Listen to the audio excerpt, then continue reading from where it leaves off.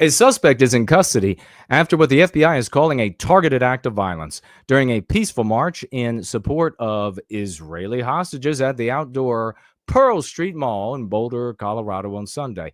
Witnesses said the suspect used a makeshift flamethrower and threw Molotov cocktails that burned multiple victims, police and the FBI said.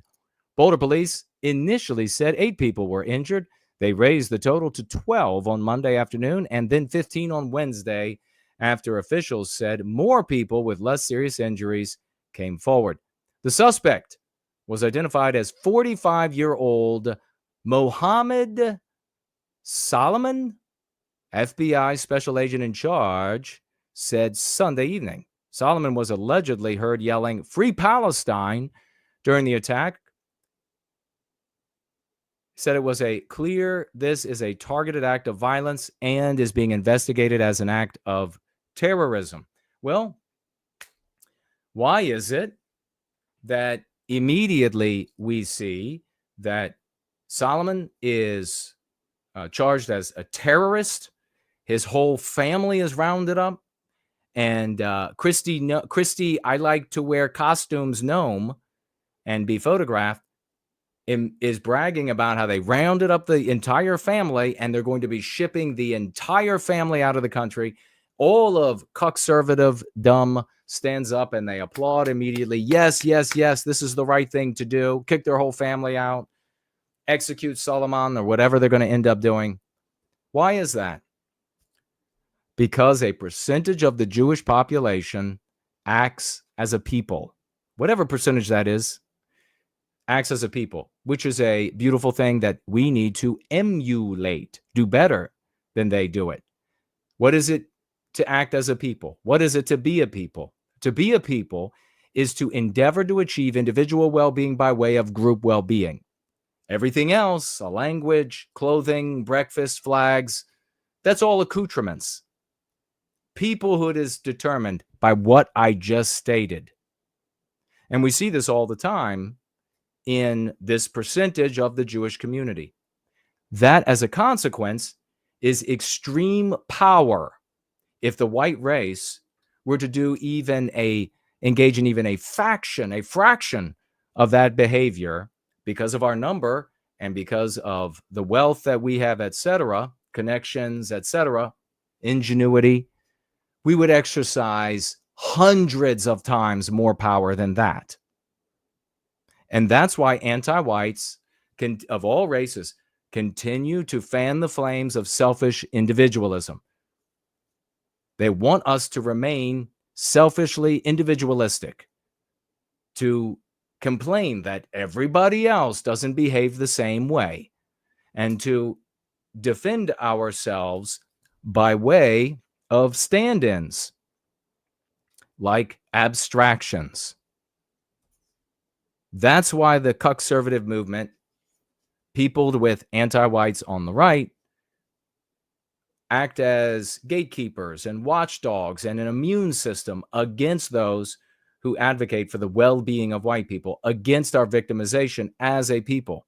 That's why the social morality of the West, which is the anti-white immoral imperative, deems it immoral for white people to complain about our people's victimization. Because to do so is to engender the seeds of peoplehood. That's exactly what we need to be doing. And for those 90 IQ white guys listening, if you don't get it, just go with what works. That's what we need to be doing. So when I see a story like this, we all know we are confronted regularly with people who want to complain that the Jews are getting what they want. I don't complain that the Jews are getting what they want. I endeavor to establish the exact same circumstance so that we Westmen can get what we want. There's a big difference there. One is destructive, self-destructive in a big way, and one is productive. Good white people will see the difference. So that is one of the biggest points about this story. Another big point to mention here before we come full circle to white labeling and white pixelating is that this is your allyship. This is your people. This is your movement. If you are a white person who finds him or herself within the multiracial anti-Jew spurgery, if you are in those circles, this is your people. Suleiman is your people. Know that he is there. Know that he is there. Solomon is there for his people, not for your white ass, not for Western civilization. Online, I have no doubt that he would portray himself as a Third Reiching Aryan to get you to join him against the Jews. The same thing happens with all of these Hispanic, mestizo, whatever you want to call them, individuals who are loyal to their group. We see that all the time as well, portraying themselves as Third Reiching Aryans. Help us take down the Jews. What does this mean? If this ends up being your people, your fellow travelers, Solomon is your fellow traveler, what does this mean? You're not doing anything for white people. The Jews are not going anywhere in your lifetime. You've done nothing to harm them or their power. You've done nothing to undermine the way that a percentage of them work together for their well-being. And that method has never undermined that. I mean, that's just a fact of history. So what then are you actually doing? You are associating yourself with murderers and psychotic people who would use a makeshift flamethrower on other human beings. Who is the audience that is going to be making these assessments and conclusions about you that matter? Our brothers and sisters, our white brothers and sisters. They're going to see you as an ally, as a fellow traveler of these kinds of people. And they're going to want nothing to do with you and nothing to do with your cause. That's just a reality. You might want it to be different, but it's a reality. There's another effect, and that effect is to fall within the rubric of anti-Jew terrorism in the West. And you don't want the federal authorities of any of our countries reflecting upon you and your advocacy or your participation. And why am I bothering to talk about you? Because I care about our white brothers and sisters. You don't want them reflecting upon you in the same light that they view Suleiman. Horrible things could happen. Losing your job and being thrown out of your family and ostracized from friend groups is the least of it. What else is a consequence of this? By connecting advocacy for white people to the Solomons of the world, well, you're going to sully our advocacy. Our advocacy for white well-being has nothing to do with this animal. Anybody that would torch other human beings because of the way they were born is a sick and sadistic animal that needs to be absolutely executed, thrown out of the country, should never have been allowed in.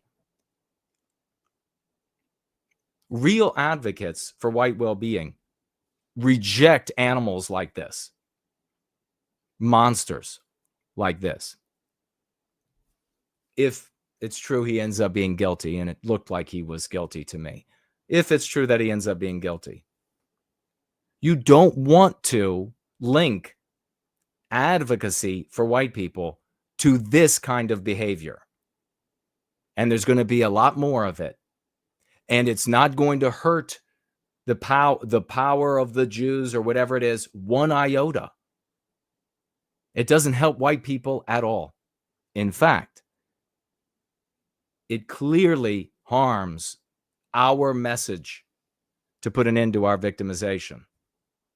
There should be no connection to Arab nationalists or Muslim fanatics or etc., or Hispanic nationalists. We need to become a people. There is a path for doing so. And it is diametrically opposed to multiracial, anti-Jew spurgery. If you want to link pro-white, or white advocacy to this, then you're damaging our cause. You're damaging us putting an end to the victimization of white children. You're no advocate for white well-being, for white people. No matter how much you want to fantasize that you are, you're simply harming us like every other anti-white out there. And online, it's really easy to do. We don't know who and what you are. Hell, we don't even know if you're real anymore with these Turing test passing bots. You're just ultimately an anti-white. How does the system engage with this? Well, the Tree Godfather shared right here. He writes, of course, they white label him. Muhammad Solomon, race white. You see that? Again, make sure this chart is real on your own.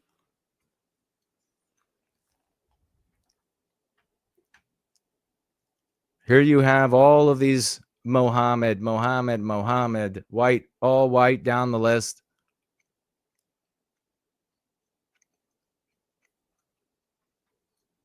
Perfect example of white labeling. We spoke earlier about the other ways that you encounter white labeling in your world. Vagues, certainly anti-whites, labeling a criminal or malefactor, ne'er-do-well as white when the race is uncertain. Also, not revealing or not sharing the race of an unethical or immoral person. And so the de facto then, without contradiction then, implication is that the person is white. How many times have we seen this with white-collar Jewish criminals? Only then to point out that, oh, they're not white.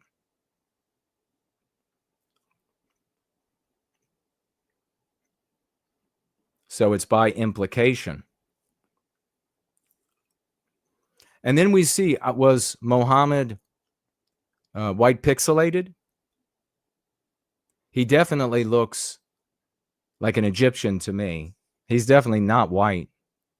But in some of these images, have they white pixelated him? I wouldn't be surprised.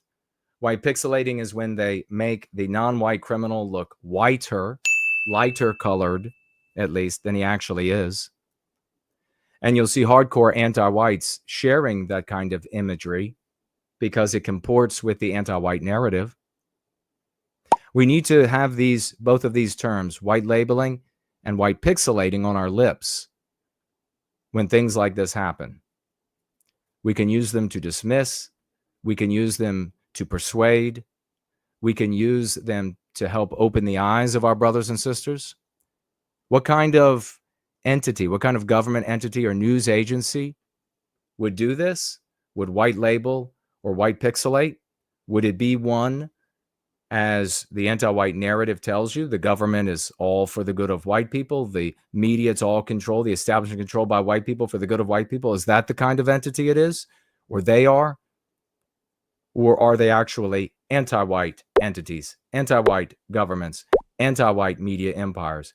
Very useful to persuade our brothers and sisters of the truth of anti-whiteism and our anti-white world.